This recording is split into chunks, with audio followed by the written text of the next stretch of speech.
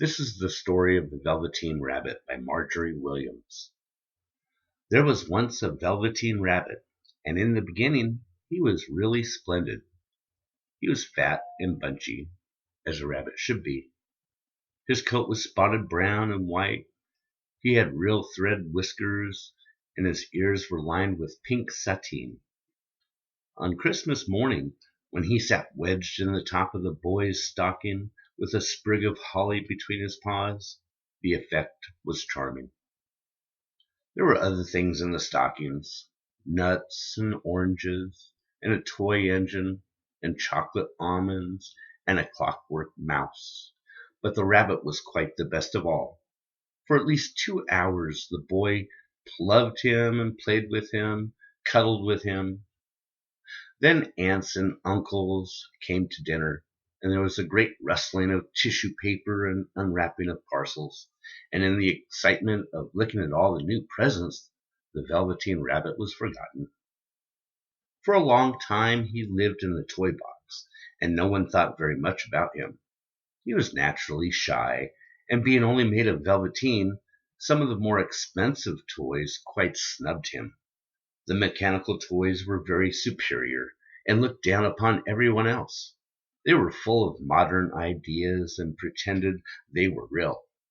Between them all, the poor little rabbit was made to feel himself very insignificant and commonplace, and the only person who was kind to him was the cowboy horse.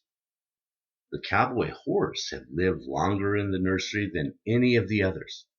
He was so old that his brown coat was bald in patches and showed the seams underneath, and most of his hair and his tail had been pulled out to string bead necklaces and bracelets. He was wise, for he had seen a long succession of mechanical toys arrive to boast and swagger, and by break their mainsprings and pass away, as he knew that they were only toys, and would never turn into anything else. For nursery magic is very strange and wonderful, and only those playthings that are old and wise and experienced, like the cowboy horse, understood all about it. "What is real?" asked the rabbit one day, when they were laying side by side near the nursery toy box, before Nana came to tidy the room. "Does it mean having things like buzz inside you and a stick-out handle?" "Real isn't how you are made," said the cowboy horse. "It's a thing that happens to you. When a child loves you for a long, long time, not just to play with, but really loves you, then you become real." "Does it happen all at once, like being wound up?" he asked, "or bit by bit?" "It doesn't happen all at once," said the cowboy horse. "You become, well, it takes a long time. That's why it doesn't happen often to people who break easily, or have sharp edges, or who have to be carefully kept. Generally, by the time you are real, most of your hair has been loved off, and your eyes drop out, and you get loose in the joints and very shabby. But these things don't matter at all, because once you are real, you can't be ugly, except to the people who don't understand." One evening, when the boy was going to bed, he couldn't find the toy train that always slept with him. Nana was in a hurry, and it was too much trouble to hunt for the toy train at bedtime, so she simply looked around her, and seeing that the toy box door stood open, she made a swoop. "Here," said Nana, "take your old bunny. He'll do to sleep with you." And she dragged the rabbit out by one ear and put him into the boy's arms. That night, and for many nights after, the Velveteen Rabbit slept in the boy's bed, and when the boy dropped off to sleep, the rabbit would snuggle down close under his little warm chin and dream, with the boy's hands clasped close round him all night long. And so time went on, and the little rabbit was very happy. So happy that he never noticed how his beautiful velveteen fur was getting shabbier and shabbier, and his tail becoming unsewn, and all the pink rubbed off his nose where the boy had kissed him. They had long days in the garden, picnics on the grass, and lovely fairy huts built for him under the tree. Weeks passed, and the little rabbit grew very old and shabby, but the boy loved him just as much. He loved him so hard, he loved all the whiskers off of him, and the pink lining off his ears turned gray, and his brown spots faded. He even began to lose his shape, and he scarcely looked like a rabbit any more, except to the boy. To him, he was always beautiful. And that was all that little rabbit cared about.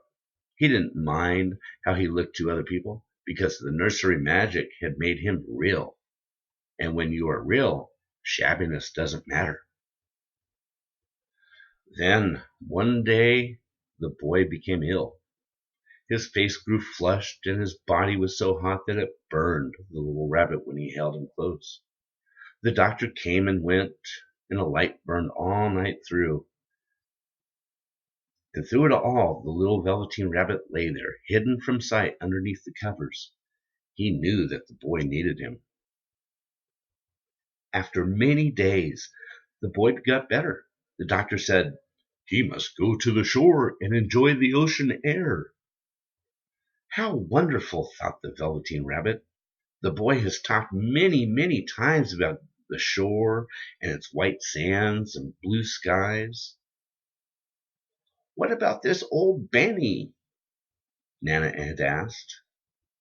"That old thing? It's full of germs. Burn it at once," said the doctor. And so the little rabbit was put into a bag with old picture books and a lot of rubbish, and carried out to the end of the garden. Only the gardener was too busy just then to attend to it. He had the potatoes to dig and the green peas to gather, watering the kale. But next morning he promised to come quite early and burn the whole lot. That night the boy slept in a different bedroom, and he had a new bunny to sleep with him. It was a splendid bunny, all white plush with real glass eyes. But the boy was too excited to care very much about the Velveteen Rabbit, for tomorrow he was going to go to the seaside. And while the boy was asleep, the little rabbit lay in the bag, and he felt very lonely. The bag had been left open, and he crawled out and saw he was in the garden all alone. He thought of the cowboy horse, so wise and gentle, and all that he had told him. Of what use was it to be loved and lose one's beauty and become real, if it all ended like this? And a tear, a real tear, trickled down the little velveteen nose and fell to the ground. And then a strange thing happened, for where the tear had fallen, a flower grew out of the ground, and out of it there stepped a fairy. "Little rabbit," she said, "don't you know who I am? I am the nursery magic fairy. I take care of all the playthings that the children have loved. When they are old and worn out for the children and don't need them any more, then I come and take them away with me and turn them into real." "Wasn't I real before?" asked the rabbit. "You were real to the boy," the fairy said, "because he loved you. Now you shall be real to everyone." With a touch of her wand, the Velveteen Rabbit felt a tingling inside. All of a sudden, its two legs, sewn together tight, could move. His ear was tickled, and as quick as a wink, he lifted his leg up and scratched his ear. "Run and play, little rabbit," said the fairy. He gave one leap, and the joy of using those hind legs was so great that he went springing about the grass, jumping sideways, whirling around, and he grew so excited that when at last he did stop to look for the fairy, she was gone. He was a real rabbit at last, at home in the garden with the other rabbits. Time has passed. Autumn passed, winter, and in the spring, when the days grew warm and sunny, the boy went out to play in the woods behind the house. And while he was playing, Three rabbits crept out from the bushes.